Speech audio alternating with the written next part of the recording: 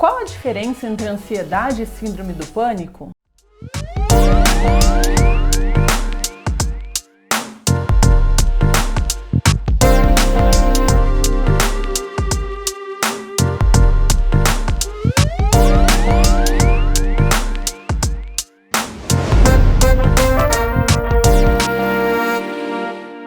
Bom pessoal, eu sou a doutora Maria Fernanda, sou médica psiquiatra, tô de volta com mais um vídeo para vocês e hoje a gente vai falar sobre uma dúvida muito comum, que é a diferença entre a ansiedade e a síndrome do pânico.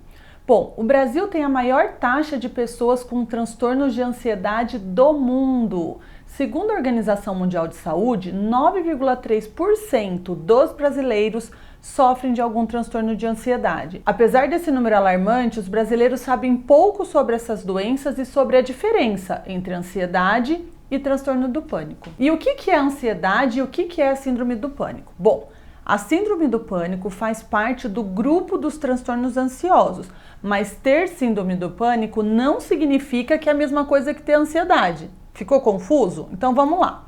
Ansiedade é um sentimento comum para o ser humano. Desde a infância nos sentimos ansiosos com alguns acontecimentos que estão por vir. Uma festa de aniversário muito aguardada, uma prova difícil, até mesmo uma viagem, criam uma grande expectativa, um sentimento que é normal e até necessário para a nossa evolução. A ansiedade também nos protege das situações de perigo. É ela que faz com que a gente se prepare para a fuga, naquelas situações onde nós somos ameaçados. O problema é que em alguns casos a ansiedade se torna muito acentuada e o nosso corpo passa a identificar situações rotineiras, preocupações do dia a dia como se fossem uma ameaça. E assim eu passo a ter crises de liberação de adrenalina várias vezes ao dia, causando sintomas físicos desagradáveis como falta de ar, palpitação no coração, enjoo ou tontura. Os transtornos ansiosos se caracterizam pela preocupação desproporcional de pessoas que antecipam problemas que não acontecem. Então eles têm pensamentos obsessivos, medos e dificuldades. Eles atrapalham as relações sociais, as atividades profissionais e podem comprometer até mesmo relacionamentos. Imagine então se os sintomas de uma crise de ansiedade forem potencializados.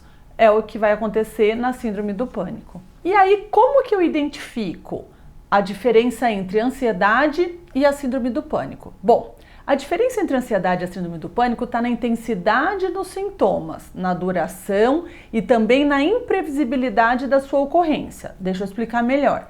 Então, enquanto a ansiedade tem causas mais lógicas e concretas, ou seja, eu tenho algo que eu identifico que está causando o meu estresse, eu tenho um desafio que eu vou enfrentar, uma reunião que eu estou esperando muito no meu trabalho, uma situação delicada que aí está para ocorrer, a crise de pânico ela não tem hora nem motivo para começar. E as crises acontecem mais de uma vez, e é justamente essa repetição que caracteriza o transtorno do pânico. Os sintomas de ansiedade, eles são também emocionais e físicos, e eles vão crescendo com o tempo, com picos de melhora ou piora, né? E aí eles vão oscilando ao longo dos dias. Então, quando a tensão atinge o ápice, pode aparecer tremor, suor, dor de cabeça, problema no estômago, náusea. Já os sintomas emocionais, eles são bem intensos e constantes. A pessoa, ela sente um estado de ansiedade, de preocupação constante, que dura a maior parte do tempo, ela fica mais irritável, com vontade de explodir, como se sentisse tudo à flor da pele. Ela fica mais irrequieta, mais inquieta, é como se ela sentisse um motorzinho dentro dela ligado que não deixasse ela curtir um momento de relaxamento, que fizesse com que ela tivesse sempre que estar fazendo alguma coisa. Ela também apresenta uma sensação de estar no limite, ela se cansa facilmente, pode vir a ter um esgotamento físico ou mental, ela passa a ter dificuldade de concentração e passa a sentir tensão muscular constante, às vezes range os dentes também. Além disso, os ansiosos não dormem bem, eles têm ou a insônia inicial, que demora para dormir porque fica pensando em muita coisa, ou eles acordam no meio da noite já assustados, como se já tivessem que fazer alguma coisa e aí o sono não volta mais. Já os ataques de pânico, eles costumam aparecer do nada e eles vêm numa intensidade muito alta, podendo inclusive acordar a pessoa à noite. Eles atingem o ápice em alguns minutos e eles não vão durar muito tempo. Eles duram entre 15 a 30 minutos e apesar do ataque de pânico passar mais rápido do que a sensação geral de ansiedade, o corpo demora mais para se livrar daquela adrenalina que acumulou no episódio. E aí a pessoa geralmente fica se sentindo estranha, esquisita por um tempo. Sem motivo aparente, o cérebro dispara um sinal de alerta para o corpo todo. É como se fosse um curto-circuito que provoca uma descarga de noradrenalina e adrenalina no organismo.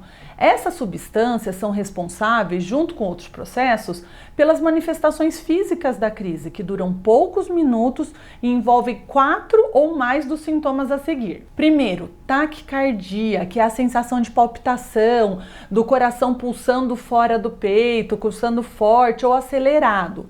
Dificuldade para respirar, sensação de que parece que o ar não está entrando no pulmão, suor frio, boca seca, embaçamento visual, enjoo ou desconforto na barriga, formigamento, dor no peito, sensação de desmaio, onda de frio ou de calor, uma sensação de como se não estivesse na realidade ou tivesse desconectado do ambiente, sensação de estar fora de si mesmo. A pessoa pode apresentar também pensamentos catastróficos, medo de perder o controle e até mesmo medo de enlouquecer.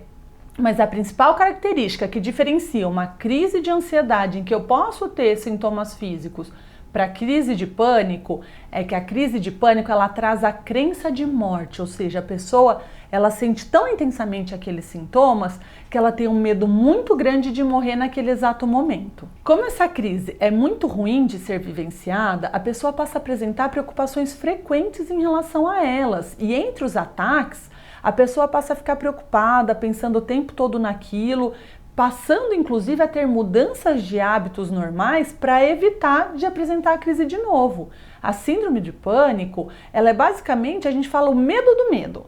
Então quem tem síndrome do pânico tem medo das sensações físicas que ela apresenta naquela crise. Então elas acham que algo possa estar errado com elas, como se estivessem morrendo ou como se estivessem ficando loucas. E aí esse medo vai ajudar para que as pessoas evitem certos lugares ou situações, como por exemplo dirigir, em que os ataques aconteceram no passado com medo de ter de novo.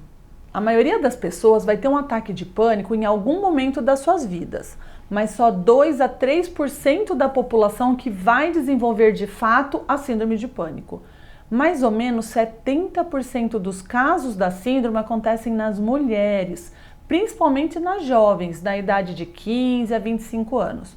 A boa notícia é que tanto o transtorno de ansiedade generalizado, que é o que a gente chama de ansiedade, quanto a síndrome de pânico, eles têm tratamento. E ele é feito com medicamentos antidepressivos e com principalmente, a principal ferramenta aqui é a terapia cognitivo-comportamental, que ajuda a lidar com as questões que a pessoa evita por conta da ansiedade. Então o objetivo aqui vai ser diminuir essa ansiedade que a pessoa apresenta com o tempo. Como nem sempre é fácil identificar a diferença entre ansiedade e síndrome do pânico ou qualquer outro transtorno de ansiedade, é importante procurar a ajuda de um médico, no caso o psiquiatra, se você sentiu que você tem algum desses sintomas que eu falei. Ele vai conseguir avaliar o seu caso e indicar o melhor tratamento. Se você se identifica, se você já sentiu alguma vez algum desses sintomas, escreve aqui nos comentários. É legal quando a gente comenta, porque às vezes a gente fica com a impressão de que só a gente sente aquilo. E comentando a gente vê que tem outras pessoas que estão na mesma situação que a gente. Se você gostou, se inscreva no canal, dê um like e a gente se vê semana que vem com mais um tema.